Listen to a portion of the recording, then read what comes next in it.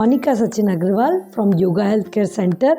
आज हम health series में ये बात करेंगे योगा के दौरान जो मिथ्स हैं। तो कुछ मिथ्स आपके साथ शेयर करेंगे। जो मिथ्स हैं उनको हम किस तरीके से, वो मिथ्स नहीं है, द रियल वन क्या चीज़ है, थ्योरी, वो हम आपके साथ डिस्कस करेंगे। तो सबसे पहले कि योगा बुज़ुर्ग लोग ही करते हैं या जो बहुत फ्लेक्सिबल हैं वो लोग करते हैं।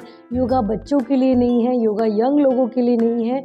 तो ऐसा कुछ नहीं है। आप किसी भी पोस्चर में योगा कर सकते हैं, किसी भी एज में योगा कर सकते हैं।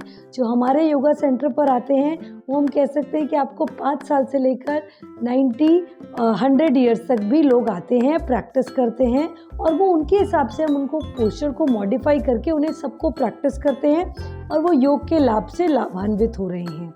अब योग बड़ा बोरिंग सा है, बड़ा ब्रीदिंग प्रैक्टिसेस हैं, इसमें मैं बोर हो जाऊंगा, इसमें मेरे को नींद आएगी, तो मैं क्या करूं? आप डोंट वरी, योग के अलग अलग तरीके हैं कि आप किस तरीके की बॉडी के लिए योग करना चाह रहे हैं। तो आपके लिए योगा टीचर एक कस्टमाइज्ड योगा प्लान बनाते हैं, योगा मॉड्यूल बनाते हैं ताकि आप उन्हें प्रैक्टिस कर पाएँ और वो इंटरेस्टिंग वे में आप उसे प्रैक्टिस कर पाएँ। जैसे आपको स्ट्रेचिंग पसंद है तो अपने योगा मॉड्यूल में आप स्ट्रेचिंग, सूर्य नमस्कार, कुछ थोड़ी सी वार्म अप एक्सरसाइजेज, कुछ थोड़ी सी स्थूल प्राणायाम, स्थूल व्यायाम, इन सबको भी इंक्लूड करके अपने आप को और एक्टिव रखकर वार्म अप एक्सरसाइजेज करके आप अपने आप को उसी तरीके से एक्टिव रख सकते हैं जैसे आप जिम, एरोबिक्स और हिट और इतनी सारी जो टेक्निक्स हैं उसमें भी रखते हैं।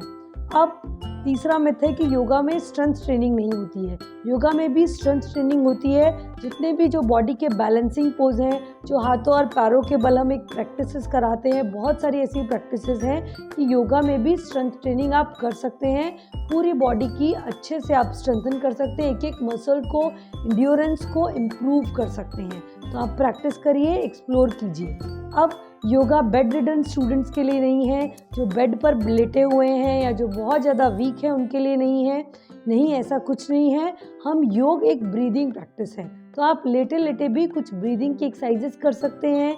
साथ ही साथ बहुत लाइट ऐसे मूवमेंट्स भी हैं जो हम बेड रिडन स्टूडेंट्स को भी करवा सकते हैं। हमने काफ़ी सारे और वीडियो भी शेयर किए थे और भी हम आगे करते रहेंगे कि किस तरीके से रिक्वायरमेंट है कि हम बेड रिडन पेशेंट्स को भी योगा का अभ्यास करा सकते हैं। अब pregnancy yoga, yes we can do pregnancy. हम कंसेप्शन से लेकर पोस्ट डिलीवरी और पोस्ट डिलीवरी के डे 1 से लेकर पूरा पोस्ट नेटल तक हम अभ्यास करते हैं विद इन 3-6 मंथ्स। कि उसमें स्पेशल एक योगा मॉड्यूल होता है जिसके लिए स्पेशली ट्रेन टीचर्स होते हैं कि किस ट्राइमेस्टर में, किस फेज में हमको कौन सा योगा, कौन सा प्राणायाम, कौन सी ब्रीदिंग प्रैक्टिसेस करवानी है। ये सारा एक पूरा मॉड्यूल होता है, पूरी एक ट्रेनिंग होती है, एक सिस्टमेटिक अप्रोच होती है। तो आप हर फेज में, हर एज में, हर तरीके से योगा प्रैक्टिस कर सकते हैं।